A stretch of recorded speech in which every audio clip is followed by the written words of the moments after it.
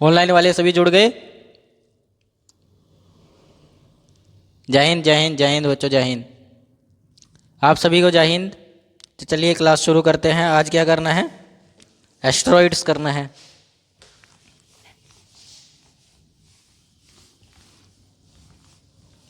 क्या करना है हमें आज? एस्टेरॉइड्स करना है।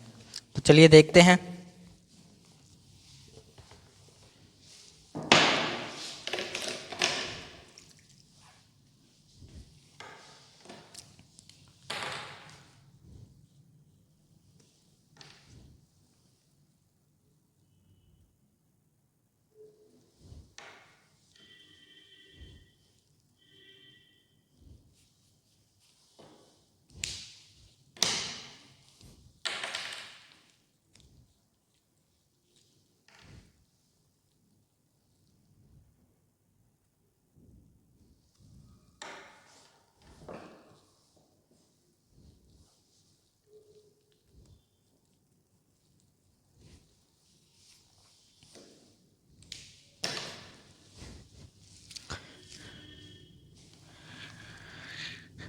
क्या करना है हमें? जियोग्राफी करना है। जियोग्राफी के अंदर क्या करना है? आज हमें एस्टेरॉइड्स, मीटियोर्स और आज हमें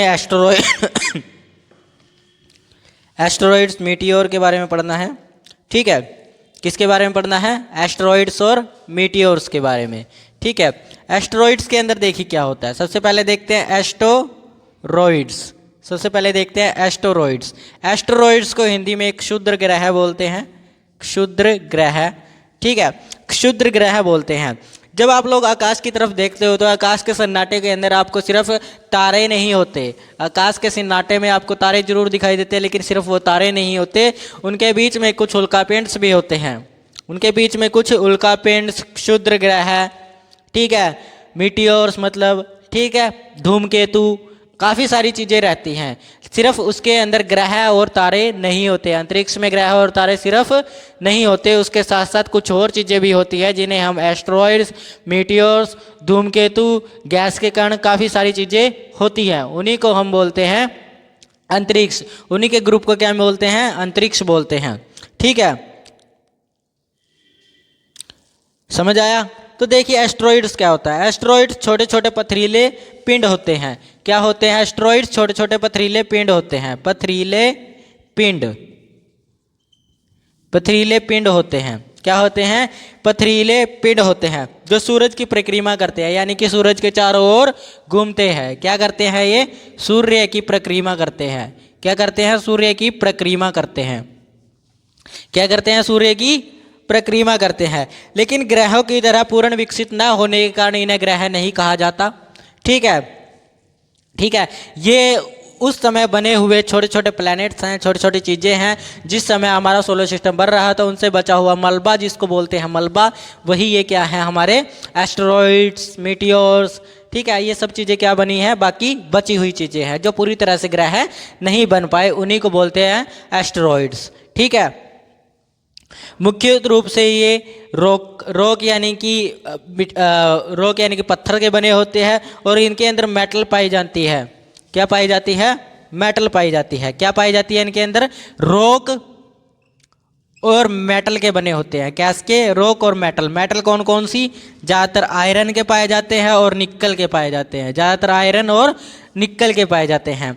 ठीक है, इनके बीच में बर्फ पाई जाती है। कभी कभी इनके बीच में क्या पाई जाती है? बर्फ पाई जाती है। बर्फ बीच में क्या पाई जाती है? बर्फ पाई जाती है। बीच में क्या पाई जाती है? बर्फ पाई जाती है। ठीक है, लेकिन ये एक ठिकाने पर रहते हैं, ये हर जगह नहीं घूमते। ये क्या करते हैं? एक ठिकाने पर रहते हैं, हर जगह नहीं घूमते। ठीक है, कहाँ रहते हैं ये? उनको बोलते हैं, जहाँ ये रहते हैं उनको, उसको बोलते हैं एस्टेरॉइड।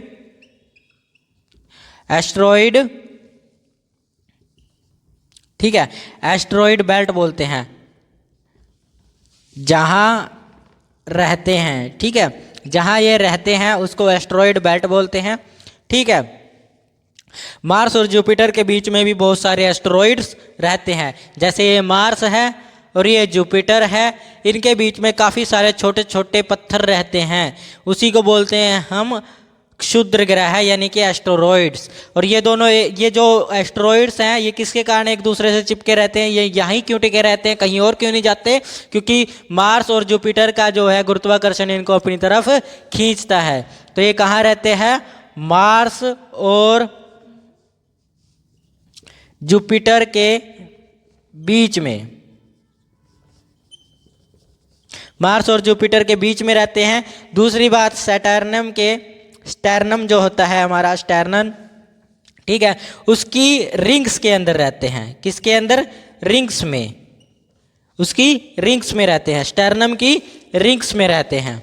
ठीक है, समझ आया? इतना समझ आया सभी बच्चों को? ठीक है। जब कोई बड़ा एस्टेरॉइड किसी प्लैनेट से टकराता है, यानी कि जब कोई पथरीला एस्टेरॉइड ग्रह से टकराता है, उसको हम बोलते हैं एस्टेरॉइड इम्पैक्ट। उसको हम क्या बोलते हैं? एस्टेरॉइड इम्पैक्ट बोलते हैं। जब कोई पथरीला एस्टेरॉइड ग्रह किसी भी ग्रह से टकराता है उसको बोलते हैं एस्टेरॉइड इम्पैक्ट। ठीक है, क्या बोलते हैं? एस्टेरॉइड इम्पैक्ट बोलते हैं। इतना समझ आया? ठीक है। लगभग 6.5 करोड़ वर्ष पहले, लगभग 6.5 करोड़ वर्ष पहले एक इजिप्टा नामक जो प्लैनेट था, यानी सॉरी, आज से 6,500 अरब साल पहले एक इजिप्टा नाम का एस्टेरॉइड था जो पृथ्वी से टकराया, जिसके कारण हमारे डायनासोर की स्पीसीज खत्म हो गई, जिसके कारण डायनासोर समाप्त हो गए। किसके कारण? इजिप्टा नामक एस्टेरॉइड के कारण। किसके कारण? इजिप्टा नामक एस्टेरॉइड के कारण। इजिप्टा नामक एस्टेरॉइड के कारण,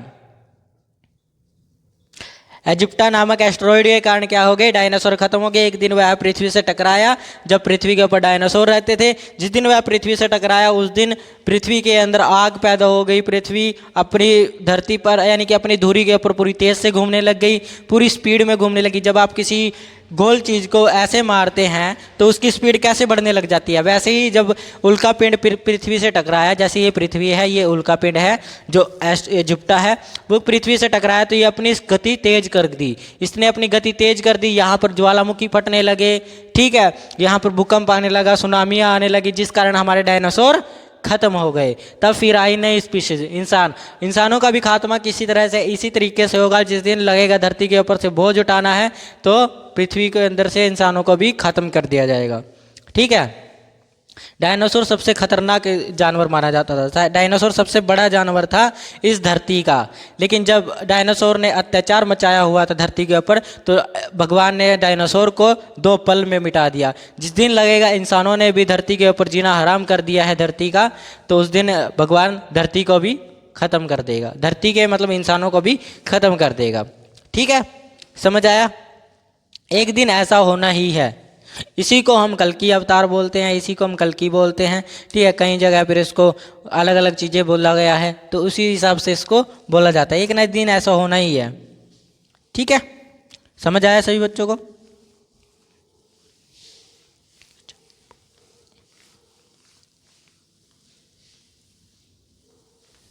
तो एस्टेरॉइड समझ आया सभी बच्चों को? अब देखते हैं मीटियोर। मीटियोर क्या होता है? मीटियोर क्या होता है? जिसको हम बोलते हैं उल्का, जिसको हम बोलते हैं उल्का। उल्का क्या होता है? उल्का एक चमकदार पत्थर होता है। उल्का क्या होता है? एक चमकदार पत्थर होता है, चमकदार पत्थर, एक चमकदार पत्थर होता है ये।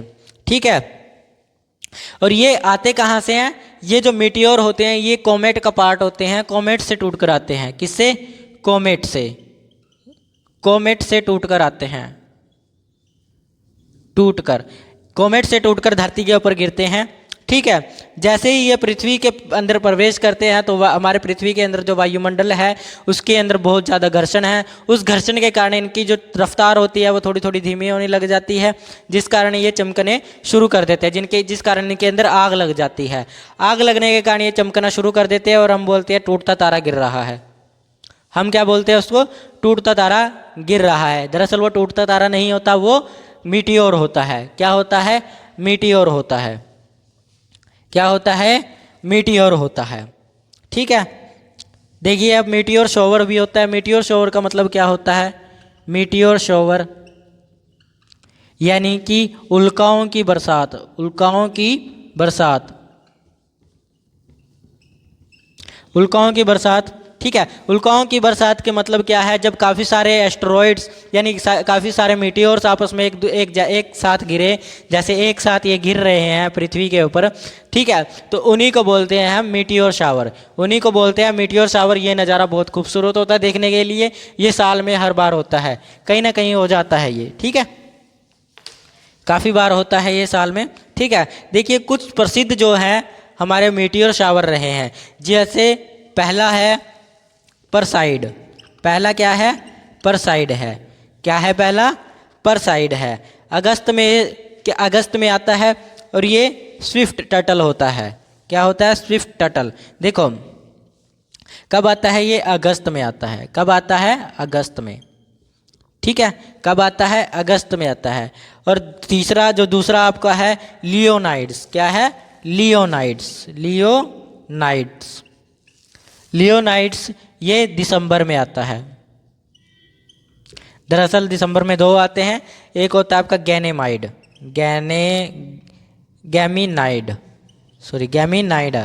ठीक है, ये भी कब आता है, दिसंबर के अंदर ही आता है। और मीटियोर से कुछ, मीटियोर से क्या बनता है, मीटियोर जब पृथ्वी की सतह को टकराता है तो उससे बड़े बड़े गड्ढे हो जाते हैं, जिनको हम क्रेटर बोलते हैं। क्या बोलते हैं, गड्ढों को क्या बोलते हैं, क्रेटर बोलते हैं।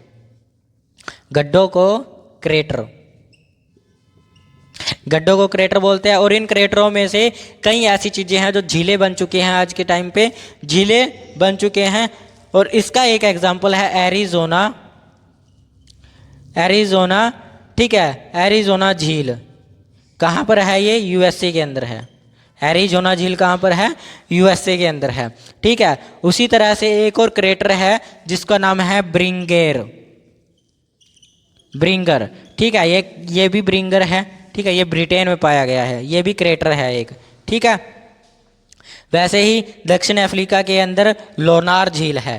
ठीक है, क्या है, लोनार झील। ये भी किससे बनी है, मीटरोई के कारण बनी है, मीटियोरोई के कारण। दक्षिण अफ्रीका में, दक्षिण अफ्रीका में,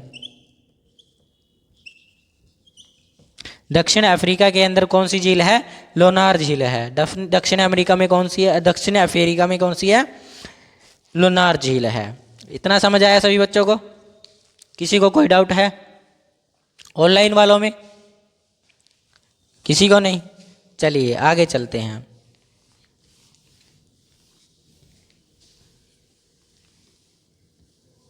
अब देखते हैं हम कोमेट क्या होता है, जिसको हम पुच्छल तारा भी बोलते हैं, यानी कि पूंछ वाला तारा। ठीक है, क्या, कोमेट यानी कि पूंछ वाला तारा, पूंछ वाला तारा। ठीक है, दूसरा इसको धूमकेतु भी बोलते हैं, धूमकेतु। ठीक है, क्या बोलते हैं, कोमेट, पुच्छल तारा और धूमकेतु भी बोलते हैं इसको। ठीक है, ये एक ऐसा होता है, ऐसा खगोलीय पिंड होता है जो बर्फ से बना होता है। किससे बना होता है ये, बर्फ और धूल से, बर्फ और धूल गैस से मिलकर बना होता है। ठीक है, किससे, धूल गैस बर्फ से मिलकर बना होता है। ठीक है, जो सूर्य के चारों तरफ क्या करते रहते हैं, चक्कर लगाते रहते हैं, जो सूर्य के चारों तरफ चक्कर लगाते रहते हैं। ठीक है, कोमेट को, कोमेट जो है एक डर्टी स्नोबॉल भी बोल सकते हैं आप इसको। क्या बोल सकते हो, डर्टी स्नोबॉल, स्नोबॉल यानी कि, लिख देता हूँ पूरा, स्नोबॉल। ठीक है, किसको बोलते हैं, कोमेट को। कोमेट को आप क्या बोल सकते हो, डर्टी स्नोबॉल। ठीक है, क्या बोल सकते हो, डर्टी स्नोबॉल। ठीक है, इसके अंदर अलग अलग तरह के पार्ट्स होते हैं, इसकी अलग अलग तरह की परतें होती हैं। सबसे पहली परत होती है न्यूक्लियस, जिसमें बर्फ पाई जाती है, बर्फ और धूल के कण। ठीक है, दूसरा आपका भाग होता है इसका कोमा, दूसरा भाग कौन सा होता है? कोमा, जिसके अंदर गैसीय बादल पाए जाते हैं। क्या पाए जाते हैं? गैसीय बादल पाए जाते हैं। क्या पाए जाते हैं? गैसीय बादल पाए जाते हैं। ठीक है। तीसरा जो है आपका टेल, क्या होता है? टेल, जिसको बोलते हैं हम पूंछ। इसकी पूंछ आपको फोटो में दिखाई दे रहा होगा, ऑनलाइन वालों को इमेज में दिखाई दे रहा होगा, पुच्छल तारा। ठीक है, ऑनलाइन वालों को इमेज में दिखा दो सर आप लोग। ठीक है, समझ आया? कोई डाउट किसी बच्चे को? समझ आया? हाँ, कल आप कहाँ थे?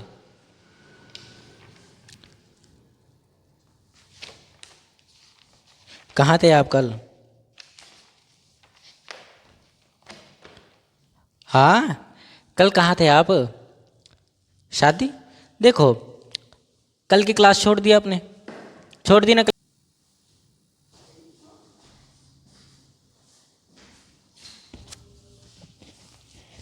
कल कहाँ थे आप? कहाँ थे? शादी में गए थे? तो देखिए आप लोगों का ना, जो ये ग्रुप है, ये 4-5 लड़कियां जो है, ये एक लड़की नहीं आती जो चारों पांचों नहीं आती। जो ये लड़कियां हैं, ये एक लड़की नहीं आती जो चारों पांचों नहीं आती। क्यों भाई, ऐसा क्यों है? देखिए, दोस्ती आपकी अच्छी है, मैं मानता हूँ, दोस्ती ठीक होती है, अच्छी दोस्ती करना अच्छी बात है। इतनी पक्की दोस्ती भी मत करो कि दोस्त दोस्त को बर्बाद करे। दोस्ती वही होती है जो दोस्त को कामयाब करने में हेल्प करे, बर्बाद करने में नहीं। ठीक है, आप लोग डेली आइए, कंसिस्टेंसी रखोगे तभी एग्ज़ाम क्लियर होगा। कंसिस्टेंसी, प्रिजर्वेंसी और डिसिप्लिन जब तक आपके अंदर नहीं है, आपका एग्ज़ाम क्लियर नहीं हो सकता। इसी बात पर मैं आपको एक दोहा सुनाता हूँ, जो किसका लिखा हुआ है? कबीर दास का लिखा हुआ। उन्होंने क्या कहा है? सुनत सुनत कान हो गए, सुनत सुनत कान हो गए, बोरी भर ज्ञान।